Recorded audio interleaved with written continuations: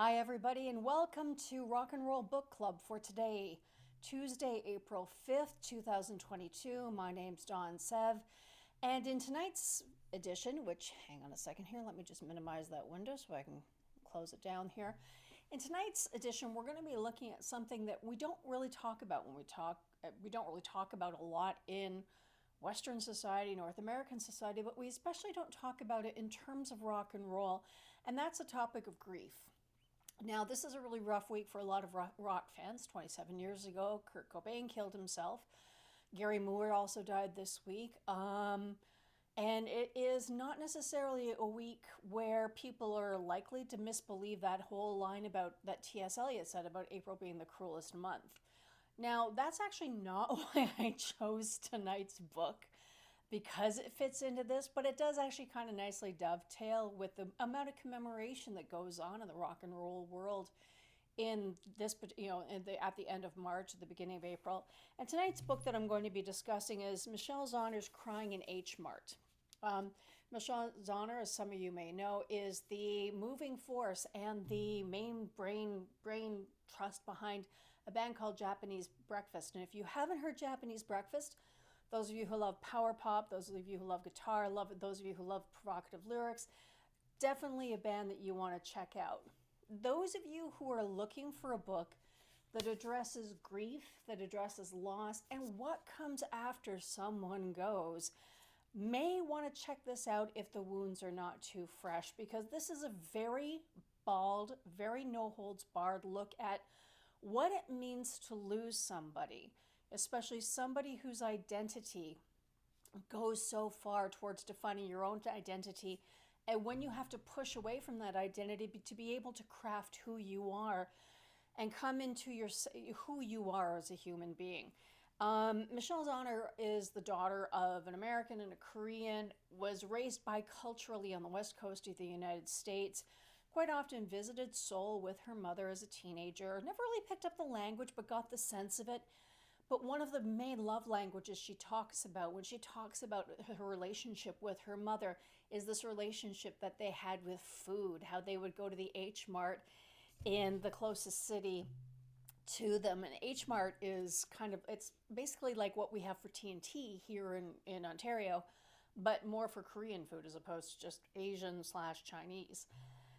And she writes us these beautiful love letters about what it was like to have lunch with her mom and her extended family and her mom's friends, going into great detail about the flavors, the scents, the whole ritual of how certain foods are prepared, certain foods are eaten, and how that food became a link to her mom, who was a very proud woman, a woman who was very proud of her appearance, very proud of her heritage, a woman who worked within North American society but didn't necessarily want to adhere to a lot of it, and what it was like to be the daughter of someone like that when you are being raised like 10 miles out of town. Don't ask me how I can relate to that. When you're being raised outside of town and there are no girls to play with, and you have this great moving force in you that is music, and your parents don't get it. Or one parent kind of gets it, and the other parent kind of goes along, but ultimately they just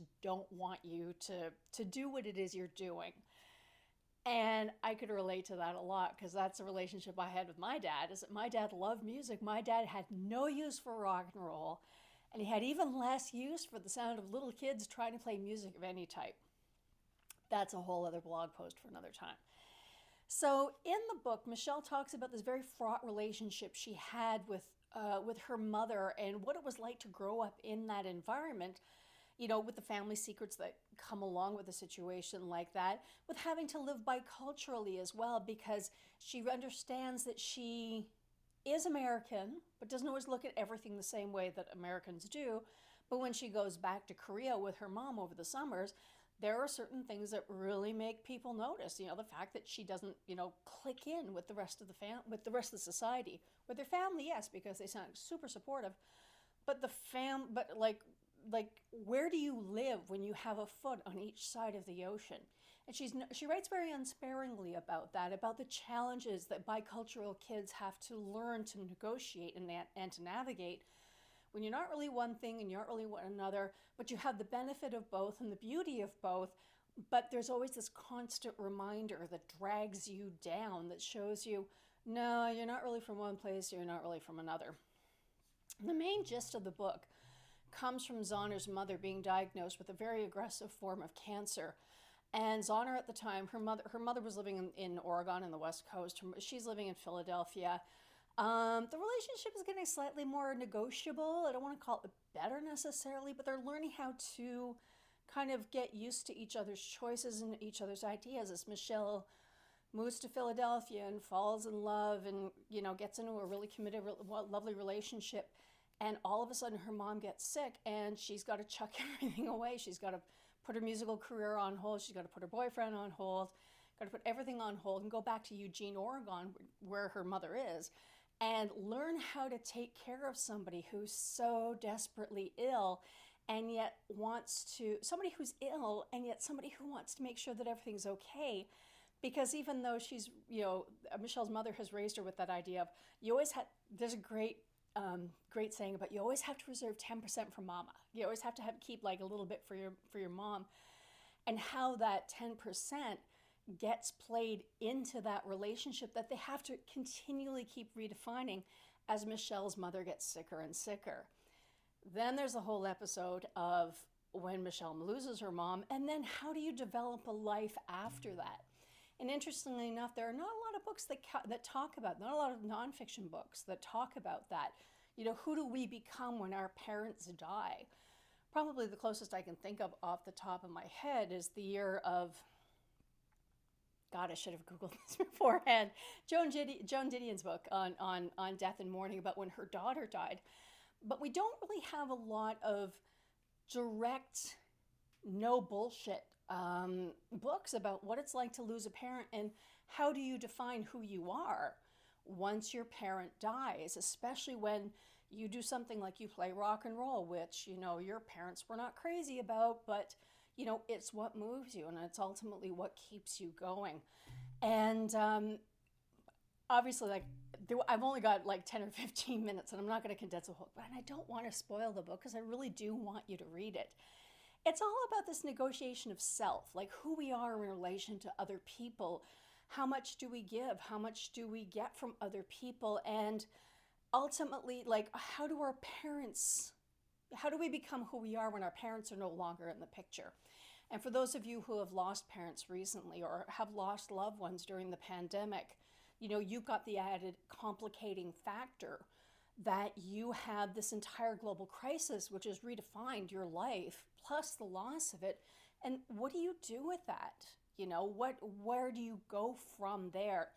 So if you have suffered a loss, you have my sincere sympathies and a very strong yet not necessarily aggressive recommendation to definitely check out this book, because it is a very truthful, I don't want to say it's honest. I mean, like Liz Phair before her, she doesn't, she's not afraid to call out her own bullshit. She's not afraid to be, ruthlessly honest about the kinds of things that she went through and the thoughts that she had. But at the same time, that's what makes us human, right? Is what we do and how we face these things in the terms of loss, and where do we go from there? So again, that's Crying in H MART by Michelle Zauner, published by Knopf. Again, if you don't want to buy it, it's not yet in paperback. So if you're not interested in investing in your own personal copy of this, definitely check out Interlibrary Loan if you're in Ontario, because in Ontario, all the municipal libraries and the university libraries are connected. If they don't have it in their stocks, and they should, because it's an excellent book. Whoops. Sorry, I forgot to shut off email before I did this. If they don't have it in the local library, they'll be able to get a hold of a copy for you. And this is unmissable. This was one of the highest rated books of autobiography and nonfiction in a lot of the major publications last year, and for very good reason, because it's charming, it's a fabulous story, and it's totally unmissable. So that's Rock and Roll Book Club for today. Just to let you know about what's coming up in the future. Boy, do I have a lot of reading in front of me for the next couple of weeks. Next Rock and Roll Book Club will be on April 19th, when we'll be looking at Clothes, clothes, clothes, music, music, music, boys, boys, boys. No, I do not remember that title without actually looking at it because I always get the words in the wrong order. By Viv Albertine, the moving force behind the 70s punk band, The Slits. This one was first published, I think, in 2005. I'm sorry, I should really have that on the post-it too. First published in 2014, excuse me, Viv. I'm terribly sorry about that. And was one of the highest rated, again, nonfiction books in the year that it came out because it's such an unsparing look at what it was like to be a woman during the emergence of punk rock in the late 1970s and 1980s. And what do you do after? What comes after that? Viv Albertine is a fascinating character. The Slits were an amazing band in their time. This one is definitely going to be one that you're not going to want. I know I say that about all the books, but this is definitely one that you are not going to miss. So April 19th, we've got Viv Albertine. Coming up on May 3rd, we've got Beautiful Scars by Tom Wilson. May is basically going to be Hamilton month. So this coming month is going to be for those of you who live in the Hammer, because on May 3rd, we've got Beautiful Scars by Tom Wilson. And on the